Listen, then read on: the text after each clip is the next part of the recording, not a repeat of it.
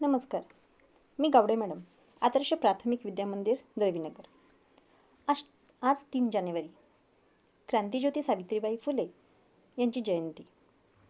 यांच्या स्मृतीला विनम्र अभिवादन करून मी त्यांचे एक मनोगत मी सावित्री म्हणून व्यक्त करण्याचा प्रयत्न करते.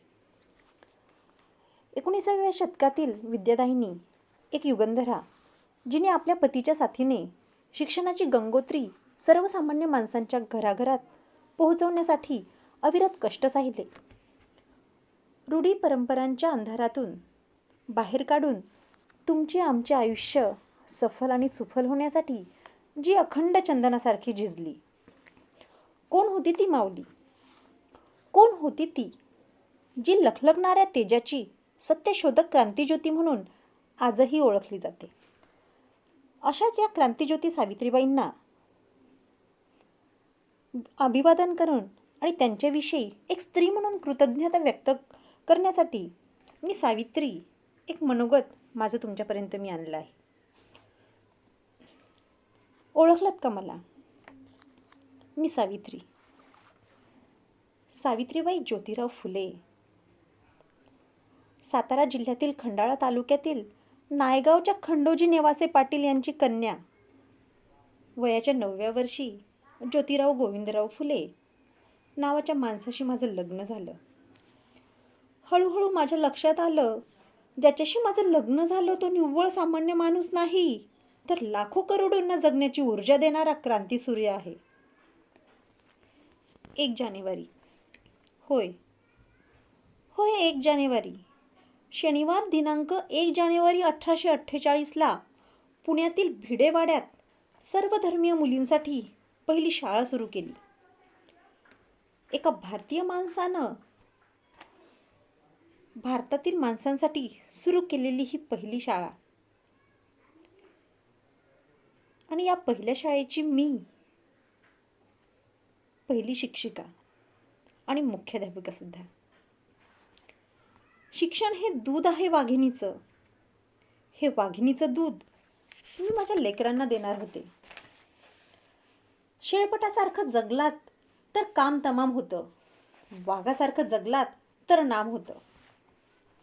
कार्य खडतर होतं, जोखमीचं होतं, पण शिवरायांच्या मावळ प्रांतातील मावळ्यांचे आम्ही देखील वंशज होतो. घाबरणं किंवा कच खाणं आमच्या रक्ताला मानवणारं नव्हतं. सनातन्यांची मात्र धर्म बुडाला म्हणून कोल्हेकुई सुरूच होती.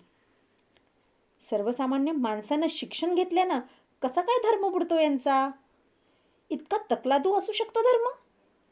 धर्म माणसांसाठी असतो की धर्मासाठी माणूस? माणसाच्या प्रगतीआड येणारी प्रत्येक नावे बुडाली काय आणि तरली काय? आम्हास काय उपयोग त्याचा? आमचं तर जगणं आणि मरणं आमच्या लेकराच्या उन्नतीसाठी होतं. यात झीज होती, हानी होती, अपमान होता, पण उद्याची सूर घडवण्यासाठीच आम्हा उभयतांचा संसार होता. आम्ही त्यांच्यासाठीच तर बांधले गेलो होतो. शेठजींनी मला सांगितलं, सावित्री, आपल्याला खूप लोकांच्या डोळ्यातली आसवं पुसायची आहेत. त्यांच्या डोळ्यात स्वप्नांची नवी फुलबाग फुलवायची आहे. त्यांना माणूस म्हणून उभं करण्यासाठी आधी शिक्षण दिलं पाहिजे.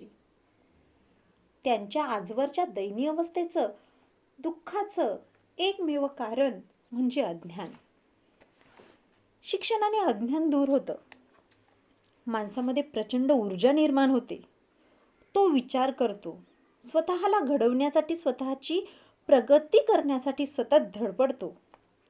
अशीच धडपडणारी, घडणारी, घडविणारी सृजनशील माणसं हवीत आपल्याला आणि या देशाला. भारताला गतवैभव प्राप्त करून देण्यासाठी शिक्षणाशिवाय तरणोपाय नाही.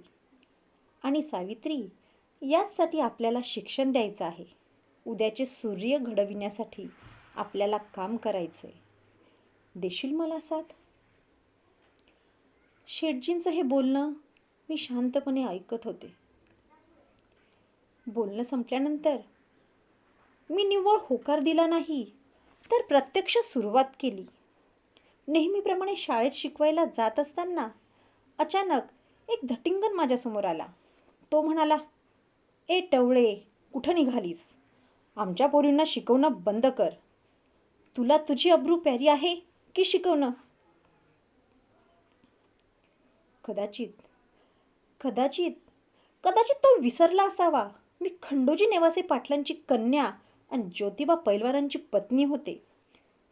त्याच्या कानाखाली सनसनीत जाळ काढताच भर दिवसा त्याच्या डोळ्यासमोर काजवे चमकले. त्या क्षणी त्याला सुनावलं, "आज समोर आलास, थोबाड फुटलंय. पुन्हा जर समोर आलास तर तुझ्या रक्तानं धरती रंगवीन." तसा कसाबसा सावरत तो तिथून निघून गेला.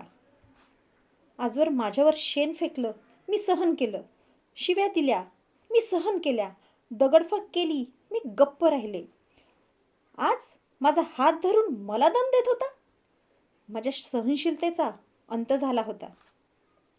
मला पाहून माझी फजिती बघण्यासाठी आलेले बघे निमूट खाली माना घालून तिथून निघून गेले. शाळेचा व्याप वाढत होता. ठिकठिकाणी शाळा सुरू होत होत्या. आत्या सगुणाबाई, फातिमा शेख यांनी सुद्धा या कामात मोलाची मदत केली. लोकांनाही शिक्षणाचं महत्त्व पटू लागलं होतं. तपासणीला आलेल्या मेजर कॅन्डी आणि जॉन वॉर्डन या इंग्रज अधिकाऱ्यांनाही शाळेची प्रगती फार भावली होती. स्त्री कोणत्याही जाती धर्माची असो, अन्यायाची बळी नेहमी तीच ठरली जाते. अहो, एखाद्या बाईचा नवरा गेला म्हणून काय तिनं सती जायचं? केशवपण करून तिला बोडकी करायचं? तिला एकाच खोलीत डांबून ठेवायचं? अहो, नवरा गेला हा तिचा दोष कसा काय असू शकतो? प्रत्येक माणसाला जगण्याचा बहरण्याचा अधिकार आहे. आम्ही त्यासाठी आवाज उठविला. इंग्रज सरकारनेही सतीबंदी कायदा केला. केशवपणाविरुद्ध न्हाव्यांचा संप घडवून आणला. एवढंच नाही तर काशीबाई नातू कोवळ्या वयाची बालविधवा. तिच्याच आप्तस्वकीयांमुळे ती गरोदर होती.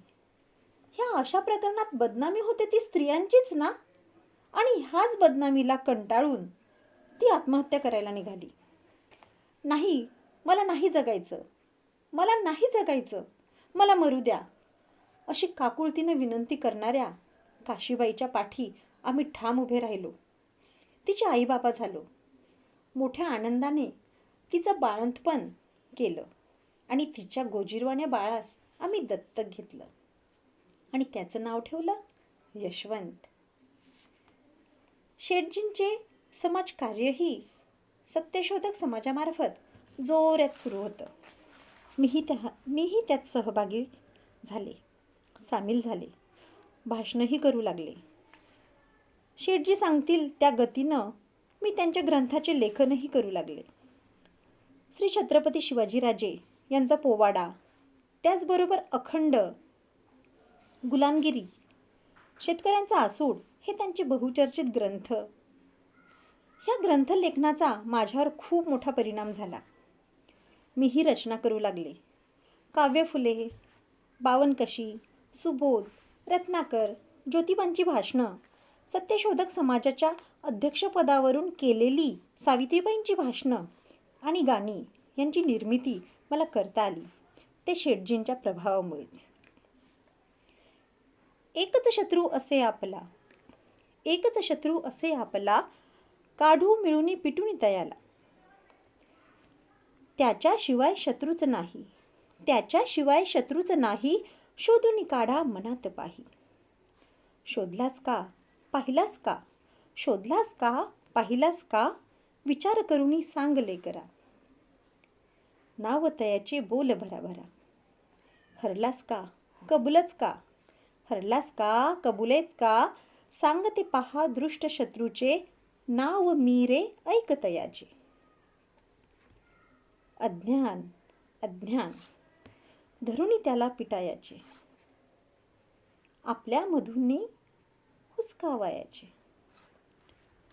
धरुणी त्याला पिटायाचे, आपल्या मधुनी हुसकावयाचे. छत्रपती सिंहासनीची एक राणी ताराबाई. छत्रपती सिंहासनीची एक राणी ताराबाई, कोल्हापूरची जगदंबा आणि महाराष्ट्राची अंबाबाई. शत्रूवरी घाली छापा, काळ तयाची ती होई.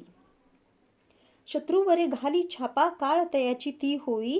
जेरीस शत्रूला करुणी, करी बेफाम चढाई. न्हाऊन टाकी रणभूमी, शत्रू रक्ताने सारी.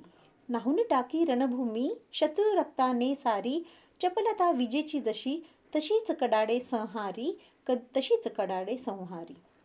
अशा कितीतरी रचना मी केल्या. एकदा 1877ला मोठा दुष्काळ पडला. तो दुष्काळ असा होता की त्या दुष्काळाचे वर्णन करताना आजही अंगावर ठरका फुटतो. अन्न देता येत नाही म्हणून लोक स्वतःच्या मुलांना विष घालत होते. अशा दुष्काळग्रस्त लोकांसाठी आम्ही मदत कार्य सुरू केले. त्यांना 2000 भाकरी करण्याचं कार्य सुरू केलं की जेणेकरून त्याच्या पोटापाण्याचा प्रश्न सुटावा, 2 घास त्यांच्या पोटात जावे.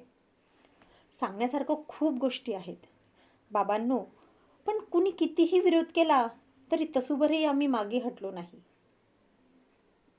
तसूभरही आम्ही मागे न हटता पुन्हा नव्याने जोमाने दोघंही सोबत उभं राहत होतो आणि या समाजाला घडवण्याचा, या तारण्याचा कुठंतरी छोटासा एक प्रयत्न करत होतो.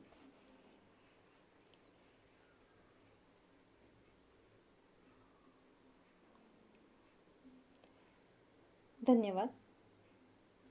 फक्त एवढंच नाही तर या सावित्रीबाईंच्या जीवनावर एक छोटीशी 2-4 ओळींची एक कविता याच्यापुढे मी सादर करते. स्त्रियांच्या शिक्षणाची खरी सावित्री तूच कैवारी. तुझ्यामुळेच शिकत आहे आज प्रत्येक नारी. तुझ्यामुळेच शिकत आहे आज प्रत्येक नारी. सोसूनी अनंत यातना शिकवलेस तू स्त्रियांना. सोसूनी अनंत यातना शिकविलेस तू स्त्रियांना. धन्य धन्य होतो आम्ही थोरवी तुझी गातांना, थोरवी तुझी गातांना. सावित्रीच्या लेकी आम्ही, सावित्रीच्या लेकी आम्ही, शिकुनी मोठ्या होऊ. ज्ञानाच्या विशाल नभी, उंच गरुड भरारी घेऊ, उंच गरुड भरारी घेऊ. पुन्हा एकदा क्रांतिज्योती सावित्रीबाई फुले यांना मी विनम्र अभिवादन करून मी सावित्री हे मनोगत इथेच थांबवते. धन्यवाद.